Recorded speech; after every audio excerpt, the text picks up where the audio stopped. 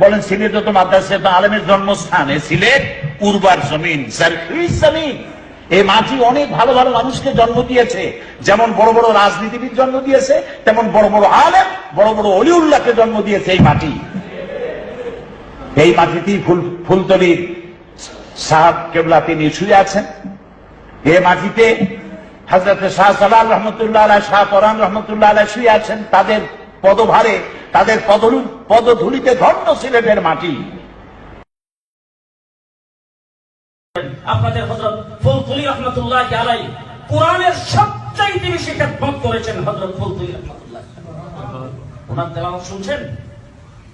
তেলাওয়াত শুনছেন আপনারা? আমি শুনছি বাবা, শুনতেই মনে হচ্ছে সবচাইতে বড় কোরআনের আশিক ছিলেন, কোরআনের খেদমত করেছেন। ওই সমস্ত বুজুর্গানা যিনি সব আহলে সুন্নাত ওয়াল জামাতের,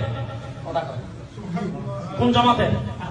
আহলে সুন্নাত ওয়াল জামাতের। তাই আহলে সুন্নাত এই সুন্নতের ব্যাপারে আসেন। এবার সমস্ত উলামায়ে কেরামকে জিজ্ঞেস করেন। রাসূল সাল্লাল্লাহু আলাইহি ওয়াসাল্লাম বলেন, মান আহাব্বা সুন্নতি।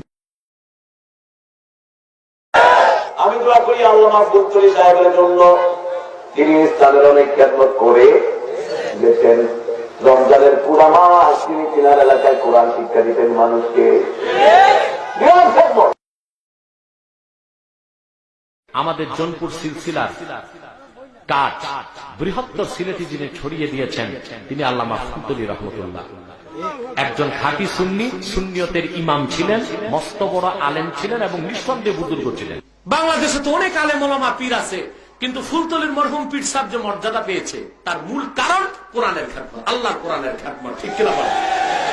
কোরআন কারীমের খেদমতে ফুলতলির মরহুম পীর সাহেব রহমতুল্লাহ সারাটা জিন্দেগি কোরবান করে দিয়েছেন। সেই ফল তোমরা এখন খাচ্ছ, সেই ফসল তোমরা পেয়েছো। আমি পরে জেনেছি কোরআন কারীমের খেদমত তিনি করে গেছেন ইউরোপ আমেরিকাতে, ওখানেও দারুল কেরাত আছে। ঠিক কিনা? প্রশ্ন করেছেন এমডি আরিফ হোসেন, শাইখ ফুলতুলি সাহেব কেবলা কেমন মানুষ ছিলেন আর ওনার বড় ছেলে উনি কেমন? আলহামদুলিল্লাহ, দুইজনে খুব মস্ত বড় বুজুর্গ আলহামদুলিল্লাহ। এবং ওনার বড় ছেলে আল্লামা সাইফুল্লাহ রহমতুল্লাহ আলাইহি, তার যে খেদমত, তিনি একদিক থেকে যেমন ছিলেন একজন বড় মাপের মুহাদ্দিস, বড় মাপের কারিউল কুররা ছিলেন, শাইখুল কুররা ছিলেন। তিনি কুররা সমস্ত, তিনি একজন বিখ্যাত কারি ছিলেন, দেশে বিদেশে গোটা বিশ্ব ওয়ার্ল্ড ওয়াইড তার বিশাল খেদমত, এই খেদমতের তো কোনো তুলনাই হয় না। এবং তার ছেলে এতিমদের প্রতি যে এক দয়া মায়া, এই উসিলে আল্লাহ তাদেরকে মাফ করে। এবং অত্যন্ত বিনয়ী, আমি যাদের সাথে আমাদের সম্পর্ক রয়েছে বা যাদের সাথে আমার দেখা হয়েছে, এই পুরো ফ্যামিলিটা অত্যন্ত বিনয়ী, এরা অনেক পোলাইট ভদ্র শ্রেণীর। আল্লাহ তাআলা এদের সবার খেদমতকে আল্লাহ কবুল করুন। একমাত্র প্রথম একটাই দেখলাম যে সিলেট থেকে শুধু আল্লামা ফুলতলি কয়টা বাস নিয়ে বের হলো, আর তৎকালীন সরকার প্রধানের পেটের পায়খানা ঢিল হয়ে গেল। সে তাড়াতাড়ি দুধ পাঠিয়ে ওনাকে নিয়ে সাদরে আমন্ত্রণ করে তার কক্ষে বসে মাপ চাইয়ে কথা বলে তার কথা রাজি হয়ে গেলেন। এই দৃশ্য এবং এই ইতিহাস বাংলাদেশে এটাই দেখলাম প্রথম। কত বড় শক্তি থাকলে একটা মানুষের, তিনি তো সারা বাংলাদেশের ডাক দেননি, তিনি শুধুমাত্র সিলেট থেকে রওনা করেছিলেন। সেটাই সহ্য করতে পারলো না নির্বাচিত শক্তিশালী একজন গভর্নমেন্ট, একটা গভর্নমেন্ট সহ্য করতে পারলো না। আর সারা বাংলাদেশ ব্যাপী যদি ফুলতলি ডাক দেয় তাহলে কি অবস্থা হতে পারে সেটা তো আমরা বুঝতে পারি। আল্লামা ফুলতুলি সাহেব কিবলা রহমতুল্লাহ আলাইহি, তিনি একজন শ্রেষ্ঠ ওলি ছিলেন। আমরা দেখেছি আল্লামা সাহেব কিবলা রহমতুল্লাহি আলাইহি আরবি বিশ্ববিদ্যালয়ের জন্য তার নিজের শেষ জামানায় লং মার্চ করেছেন।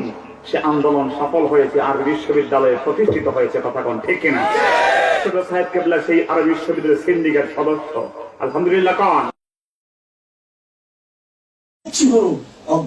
অগ্রগামী ব্যক্তি আল্লামা সাহেব কেবলা শামসুল উলামা আল্লামা আব্দুল লতিফ চৌধুরী রহমতুল্লাহ আলাইহি, ফুলতুলি সাহেব কেবলার মতো ব্যক্তি এই বিষয়গুলো, তিনি ছিলেন অনেক বড় মাপের আলেম। কথা বল না, অনেক বড় মাপের কি আপনার দৃষ্টিতে আপনি মনে করতে পারেন যে আমি যেহেতু ইংল্যান্ডে থাকি, ইমাম আল্লামা ফুলতলি সাহেব রহমতুল্লাহি আলাইহি ইংল্যান্ডের ভূমিতে যেই খেদমত উনি একা আঞ্জাম দিয়েছেন, আমি আজকে 10 বছর ইংল্যান্ডের মধ্যে একটা মসজিদ প্রতিষ্ঠা করতে পারি নাই, আর উনি এসে এখানে লন্ডনের একেবারে রন্ধ্রে রন্ধ্রে মসজিদ প্রতিষ্ঠা করেছেন। সেই মসজিদগুলোর মধ্যে এশকে রসুল, আদবে রসুল, হুব্বে রসুলের তালিম দেওয়া হয় সুন্নিয়ত অনুযায়ী এবং সুন্নিয়তের